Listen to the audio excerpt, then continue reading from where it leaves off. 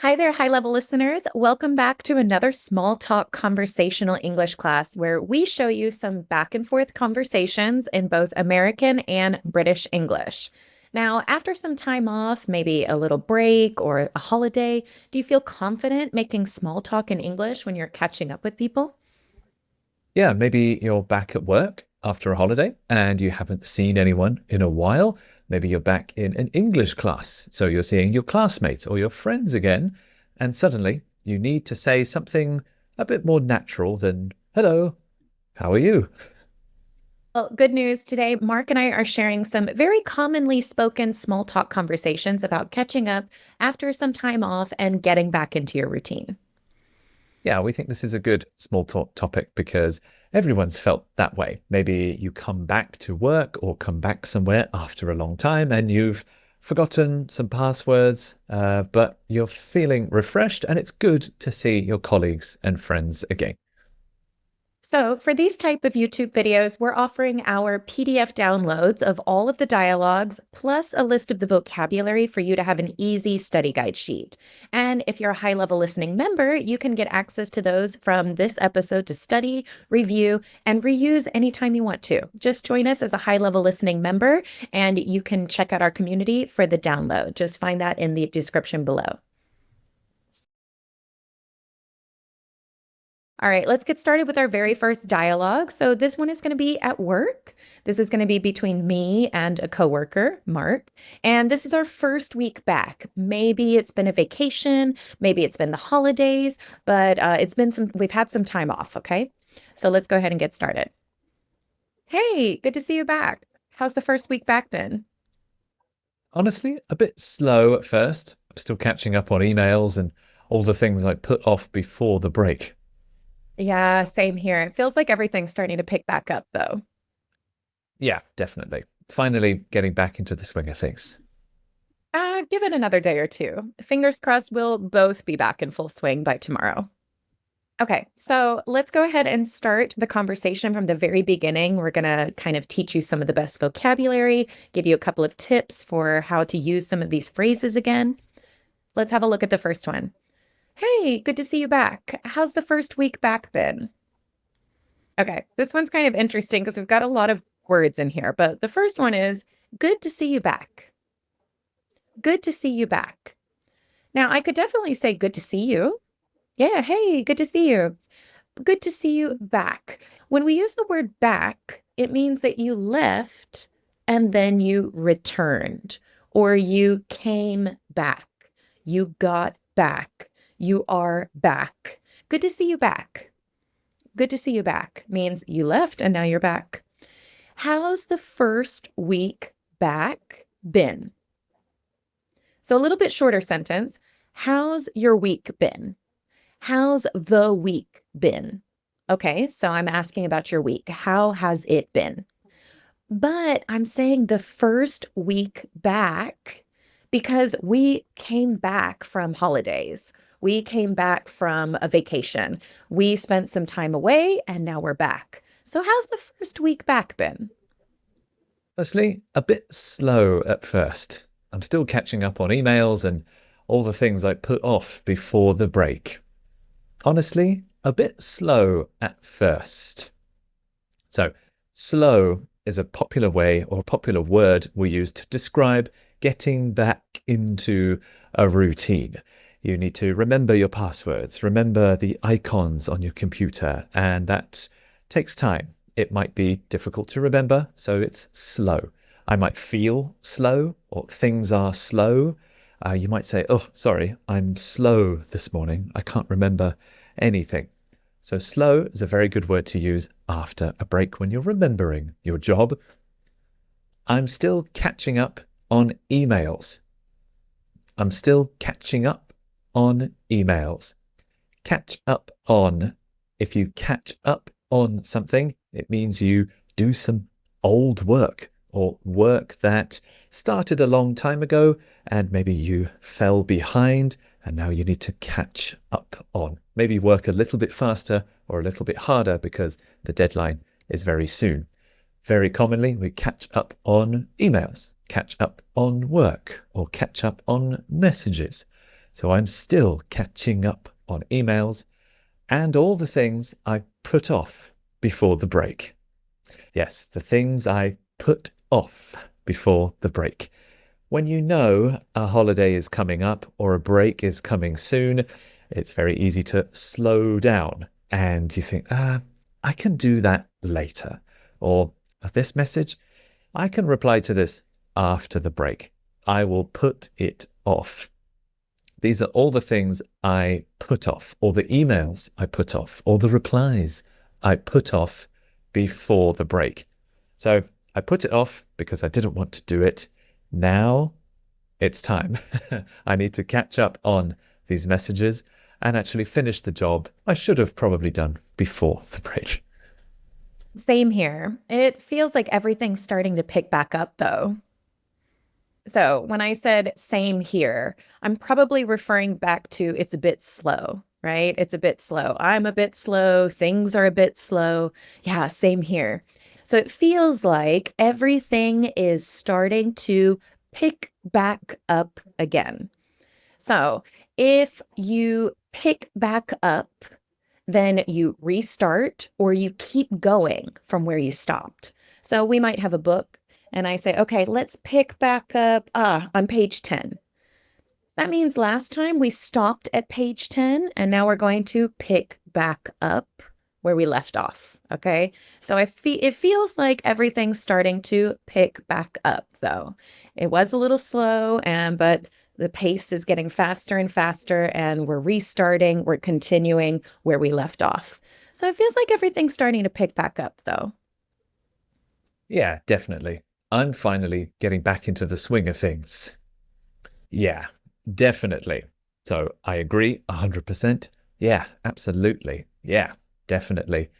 I'm finally getting back into the swing of things. So this is a very popular phrase. Again, if you have a break or some time off or you stop and then you start again, it takes a bit of time to get back to the level you were before in terms of speed or memory. So that's getting back into the swing of things, means getting used to your work again, getting as fast as you were when you stopped, or being as productive as you were when you stopped. So you get back into the swing of things. This can happen after just a few days off, or it can happen after several weeks or months away from something. And it can be work, hobbies, or any task. You just need to do it a few times to get back into the swing of things. So it sounds like I need a bit more time before I'm back to where I was. Give it another day or two. Fingers crossed we'll both be back in full swing by tomorrow. So we've been kind of talking about that pressure, things are a bit slow, but you've got all of these things to catch up on. Give it another day or two. This is kind of a nice motivational way to say be patient. All right. Give it another day or two. That means I'm sure in another day or two, we'll be feeling normal, right? I'll give it another day or two. Fingers crossed. This is kind of a quick way to say, I hope, fingers crossed, we'll both be back in full swing by tomorrow. So I'm a little slow, you're a little slow, things are a little slow, but fingers crossed, we will both be back. Here's that word again. So we will have returned, we will be back in full swing. Mark was talking about getting back into the swing of things.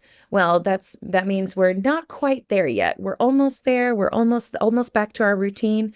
But when you are in full swing, there we go. The routine is back. I'm feeling productive. I feel good. So fingers crossed we'll both be back in full swing by tomorrow. Maybe. We'll see. Maybe it takes 2 days. All right, so let's hear the whole conversation once more now that you have all the vocabulary and all the phrases. Hey, Mark, good to see you back. How's the first week back been? Honestly, a bit slow at first. I'm still catching up on all the emails and all the things I put off before the break. Same here. It feels like everything's starting to pick back up, though. Yeah, definitely. I'm finally getting back into the swing of things. Oh, yeah. Give it another day or two. Fingers crossed we'll both be back in full swing tomorrow. Okay, so let's move on to the second conversation. This is between me and a friend, or maybe between me and a classmate. Again, we haven't seen each other for a while, and this is the first time seeing each other again. Hey, it's been a while. How's it been since you got back? Not bad. The first few days felt a little weird, but it's starting to feel normal again. Yeah, I know what you mean. The first week back always feels a bit off, doesn't it? Exactly. I had a bunch of stuff piled up from before the break, so I really have to get through that. Oh, yeah, I can imagine. I always say that's a future me problem. Okay, so let's go through the conversation one more time. At the start, hey, it's been a while. Hey, it's been a while. This is a good phrase if you haven't seen someone for a long time, maybe a couple of days or maybe a couple of weeks. So if you're excited and happy to see someone again, hey, it's been a while. That also sounds like I'm interested to hear about your news. Let's catch up. What have you been up to? What have you been doing? I want to talk to you. It's been a while. How's it been since you got back? How's it been since you got back? So that's how has it been? How's it been? So been also gets shortened. Been. How's it been since you got back? I understand that Kat got back maybe earlier today or maybe a few days ago. And since then, over that time till now, she has been back. So how has it been since you got back? Bad. The first few days felt a little weird, but it's starting to feel normal again. Okay, Mark asked me, how's it been since you got back? We do tend to say multiple sentences, sometimes multiple questions. And I'm kind of oh yeah, it's been a while. Yeah, not bad. So I'm kind of answering them in one quick, yeah, not bad. Yeah, it's been a while. And how's it been since I got back? Not bad. Not bad. Now, the first few days felt a little weird. Now, if things feel a little weird, you're not feeling quite normal, you're maybe not feeling as energized or not as easy in the full swing of things quite yet, but the first few days felt a little weird, but it is starting to feel normal again. Now, we are using it is starting to feel because it's step by step, day by day, right? So it's starting to feel normal again. Yeah, I know what you mean. The first week back always feels a bit off, doesn't it? So, yeah, I know what you mean. Oh, yeah, I know what you mean. This is a really great phrase if you feel the same way as the other person. It's an especially good response if the person says something negative, like, oh, it's a bit weird, or, oof, it's a bit strange. Like, oh, yeah, I know what you mean. Or if they're like, oh, I watched that movie, it was terrible. You're like, yeah, I know what you mean. So if someone is complaining or criticizing something, giving something negative, yeah, I know what you mean. That first week back always feels a bit off, doesn't it? That first week back always feels a bit off, doesn't it? So that first week back, I could say the first week back, and that's the same one that we know. That first week back is like a universal feeling. I think everybody feels the same, or everybody knows what it's like to take a break and then come back to something or back to work. So that first week back is the one that we all know and have all felt, everyone. That first week back always feels a bit off. In the last sentence, Kat said a little weird. Maybe it's more British, a bit off. Something off is unfamiliar or a little bit strange. It can mean like, I don't feel great, or I maybe feel a bit sick. Like, I'm not sick, but I just feel a bit off. Or maybe you're looking at a project and something is wrong with it. You're like, something is off, but I don't know what. So it just means weird, strange, or uncomfortable, not perfect. So that first week back always feels a bit off, doesn't it? Exactly. I had a bunch of stuff piled up from before the break, so I really have to get through that. This is what happens every break, right? So I had a bunch of stuff piled up from before the break. So a bunch of stuff is a lot of things. All right, this is a very simple, easy way. It might be files, it might be emails, it might be documents, it might be physical items like pens, paper. I just said that. Papers, portfolios, folders. So I had a bunch of stuff piled up, piled up. Now, when we talk about putting things on top of each other, then they are piled up on my desk. So I had a bunch of stuff piled up from before the break. We were talking about putting things off, maybe saying, oh, it's around Christmas. Nobody's going to answer emails anyway, so I'll just leave it until after the break. So I had a bunch of stuff piled up from before the break. So I really have to get through that. When we get through something, we work on it, we complete it, we finish it, and we get through it. Okay, step one, step two, step three. Let's keep going. Let's get through it. Let's get through it. So I really need to finish those items. I really need to organize them, complete the work. I had a bunch of stuff piled up from before the break, so I really have to get through that. Yeah, I can imagine. I always say that's a future me problem. So I can imagine. I always say that's a future me problem. So Kat told me she has lots of stuff piled up from before the break. And yeah, I can imagine. So maybe I saw Kat doing this before the break. Maybe I saw her putting things off. And now we're back. All that work still has to be done. So yeah, I can imagine. Like if I was in Rude. your position, yeah, I can imagine you have a lot to do. So I can Stop relate. looking at what I'm doing. Just focus on your own Yeah. stuff. Yeah. Why don't you do your own work? Okay. But yeah. But I always say that's a future me problem. I think this is quite funny. You could steal this sentence and say it to people. I always say that's a future me problem. So maybe I have a big task or a difficult task and I don't want to do it now. So I can put it off or postpone it and say, oh, you know what? That's a future me problem.